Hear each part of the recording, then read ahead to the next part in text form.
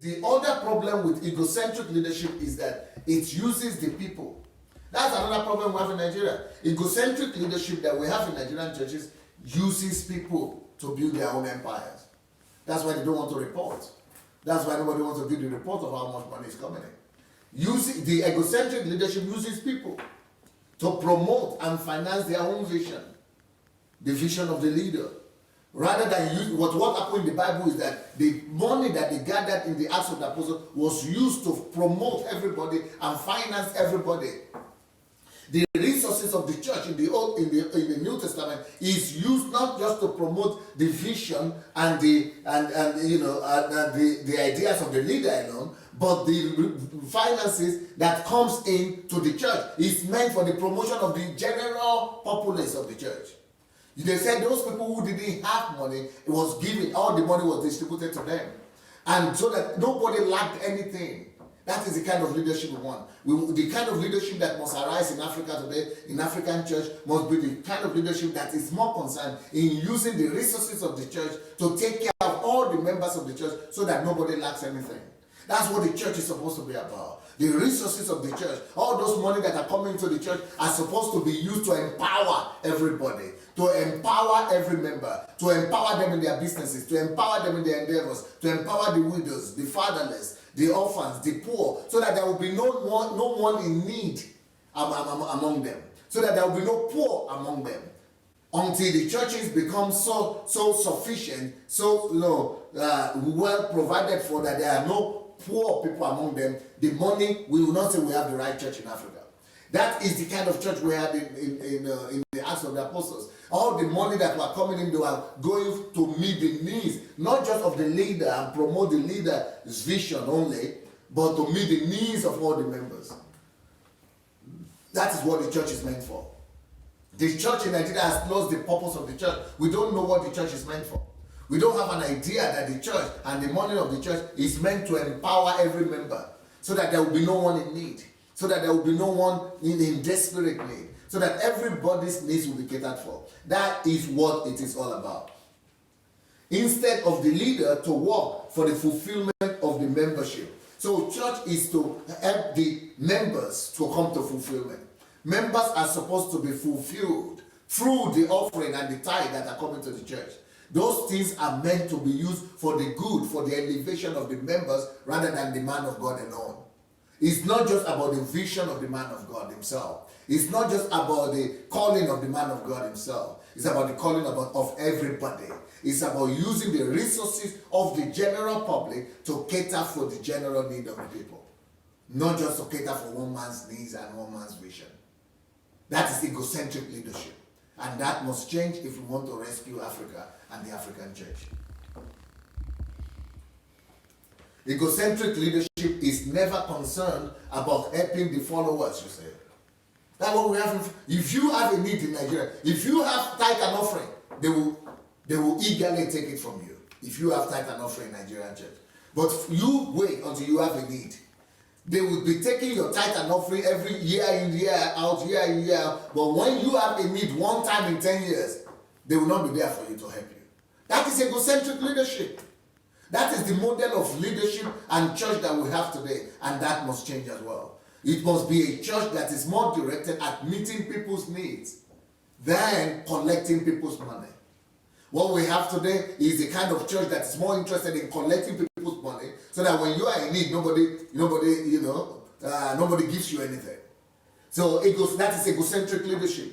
Egocentric leadership is never concerned about helping the followers to find their promised land, talk less of helping them come to the place of fulfillment in life. Egocentric leadership doesn't do that. Egocentric leadership only takes from you, doesn't give to you. John 8:49-50, Jesus answered, I do not have a demon, but I honor my Father, and you dishonor me. And I do not seek my own glory, you say. You say, but in our churches today, you tell me, pastor, show me a pastor in Nigeria that doesn't seek his own glory. All the churches is about seeking their own glory. It's about seeking their own glory. It's not about seeking God's glory. It's not about seeking the glory of the members. It's about seeking the glory of the man of God. There is one who seeks and judges. Jesus is trying to say, I don't seek my own glory, because there is another one that cares for my own reputation. When our people begin to, seek God's glory and the glory of the people, God will take care of our own glory. God will seek our own glory for us. God will take care of your own glory. Egocentric leaders want their followers to depend on them. If you start what we have in Nigerian churches today, before you wed, you have to go to say, okay, can I wed this woman? Some pastors now have to give the woman to the man. You have to marry this one, you can't marry this one, you have to do this. This is egocentric leadership. You cannot travel without going to your pastor to say you want to travel. You cannot do anything. It's as if you are running a slave trade market. It's a slave trade market people are running. It's a slavery system that we call churches today in Africa. It's egocentric leadership. If we want to move Africa forward, if we want to change the destiny of African church, we must change that kind of leadership. We must reject the kind of leadership that makes people to depend on their leaders. Rather, leaders must promote, elevate followers and make them independent, not make them dependent. The leaders of today in Africa are not interested in seeing their followers become independent and self-sufficient. Come for me for this, come for pastor's blessing. Can you imagine somebody is traveling from Europe? Oh, you must go. Before they bring the guy home, they must bring him to take him to pastor's office, so pastor to welcome, to bless him that welcome. And when he's going, he has his ticket to go to the airport. Oh, don't go to the airport. You must go to see the pastor before you go to the airport. What is all that rubbish? Where is all that craziness coming from? It's making people to slaves. And that must change. That is not leadership. That is slavery. This kind of leadership doesn't empower members with personal and individual vision. Egocentric leadership doesn't encourage you to have your own vision. Egocentric leadership doesn't encourage you to have your individual calling, to fulfill your individual calling. They don't even tell you have your own personal vision. The only vision you could have is to go and open the branch for the church there, or go and open the, what they call it, branch, or they call branch something, parish, yeah. To go and open the parish or the other there, it's about somebody else's vision, not about your vision. That is egocentric leadership. That is horrible. That is not the kingdom of God. In the kingdom of God, every one of us has a vision. We are all born with a vision before we were born, before we were even conceived. In Jeremiah chapter 1, verse 5 to 10, it says, 4 to 5 says, when you are still in your before you were in your mother's womb, I knew you. While you are still in your mother's womb, I anointed you as a prophet to the nation. God has called all of us before we were in our mother's womb. As a matter of fact, if not because God has called you, you wouldn't have been given birth to. God only allows you to be given birth to because He has a calling for you. So for a pastor to now say you have to sit down there and be building his own church for him because you don't have a vision, he's the one God called. I mean, that man, he needs to be fired. He needs to be thrown away like Mugabe. Somebody needs to show him the door. If any pastor is saying you cannot have your own vision, the only vision is for the vision of the big man, he's a slave master. He's a slave master. That is not the kingdom of God. And that kind of style of leadership must change in Africa. They often accuse followers, these churches, egocentric leaders, often accuse followers of division, rebellion, etc. For example, anybody that tries to challenge the pastor or the church, remove this for example, they just tell you that you are rebellious, that you are a rebel. You cannot say anything that is contrary to the opinion of the pastor. You are a rebel. Or you can leave it, okay. You are a rebel. They will say you are a rebel. You cannot even say your own opinion. So that rebel, touch not my anointed, you are a rebel, or that is a way to keep you in slavery. Because they don't want you to have your own vision. They will say if you have your own vision, you are bringing the vision. That is slavery. And that's not the kingdom of God. And if you want Africa to change and the church in Africa to change, if you want to rescue the African church, that doctrine must change. We need the kind of leaders that will say, no, I'm here so that I will help you become who you want to become. I am here as a ladder so that you will climb on me to become who you want to become. And that's why we have started a program on this platform that is called Kingdom Fruits. We will give platform to everybody that has been listening to me for some time and your life is being changed and you have a vision or things that you want to accomplish. You can write your vision to us, what you want to do or what you're already doing, what are the changes that have taken place in your life, and we give you a platform. We profile you. We show you to the world. That's called Kingdom Fruits. And I want to use this opportunity to invite as many of you that have been listening to me for some time and your life has changed and you have some vision that you want to bring out, you want to do something with your life, write to me. Write to VIP at godembassy.org, or just write to Move Agents, the Facebook Messenger, and say, I want to participate in Kingdom Fruits. I want to share my story, how my life has changed, and I want to share my vision. So we're inviting you. If you want to have an example of how that looks like, you can go to my YouTube page. You see Kingdom Fruits there. There is on the home page, you go there and look at the file. One of the files there is called Kingdom Fruits. You hear the stories of other people, how their lives have changed. So that's how you begin to be a kingdom carrier. And that's what every church is supposed to be doing. Every church is supposed to be a platform for the releasing and empowering of every church member.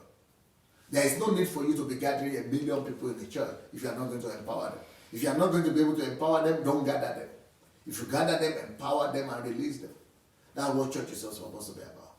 Church is about empowering individual members with vision, with fulfillment. These leaders, these egocentric leaders, will always teach and emphasize the need to bring money to the church instead of empowering the members to be financially independent. I mean, I don't know if some of you have seen my book, Money Won't Make You Rich. People get surprised. How can the pastor preach that kind of thing? So one there's a guy, maybe he's online now, his name is called Williams Elo. He says, you are the first pastor I've seen in my whole world that says you must save 30% of your income every month. He said all the pastors, he said he's about 60 years old or something, or over 60, that in all his life, that he has only heard pastors say, don't say, instead of saving money, bring this to church, come and sow. That's the only thing pastors teach people. Don't save for your family, don't save for yourself, don't save for your future, don't save for your enterprise. Go and sow, come and sow in me, come and sow in church. That is crazy. That is egocentric leadership. You must be interested in telling your people to have a system of savings, so that they will save for their future, save for their children, save for their wives. So pastors are not interested. When you are an egocentric pastor, you are not interested in empowering your people. You are not telling them to invest their money for themselves. You are telling them to bring everything to church. You are an armed robber. A lot of these pastors are armed robbers. Any pastor that tells you that bring your savings, don't save. Instead of saving, bring all your savings to church. Come and sow in the church your savings. Any pastor that doesn't teach you about investment, but is telling you to come and be sowing into the church, is an armed robber in suit. He's an armed robber in cassock. He's an armed robber. So we must change those kind of leaders. We want Africa to change. We need to urgently ask for new leaders. Leaders that will not only be interested in the destiny of their church and of their ministry, but will be interested in your own destiny. Leaders that will be encouraging you and showing you the strategy on how to save, strategies on how to multiply your investment, strategies of how to invest, and things like that. That is the kind of leaders that we need. That must quickly change now if we want to change Africa, if the church in Africa must change. We don't want this kind of old leaders that just say, bring, and you never even have anything to fall back on. That is wickedness. That's wickedness. And those things have become norm in the African church today. It's crazy how abnormal stuff will become normal among our people. It's just crazy. So for you people who don't have my book, Money Won't Make You Rich, you could go and listen to the audio version. It's actually the video version of this. So I have a whole video version called The Loss of Money, or the Financial Teachings on YouTube and on SoundCloud and Instagram, Telegram. Go listen for free how you could save your money, multiply your money. That's the kind of leaders that we need, who is interested in your well-being, rather than just you collecting all your money under the auspices of tithe and offering and all that. These are armed robbers in suits. If you have been watching our videos and maybe you enjoy them, maybe you don't enjoy them, but still, we need you to help us spread the word. And for that to happen, we only need you to take 5 little steps. Please help us spread this word by liking the video. Then, if you have not yet subscribed to our channel, please go ahead and subscribe to the channel. We also need you to press the notification button, and the way to do that is to click on the bell. You see the bell there? Click on it. Then, of course, leave your comments. Let's know what you're thinking about each video. And finally, we need you to go and share the word. Share this video on your Facebook timeline, on your Instagram, and every other platform that you have. All right? Let's win the world for Christ. Thank you so much. Peace.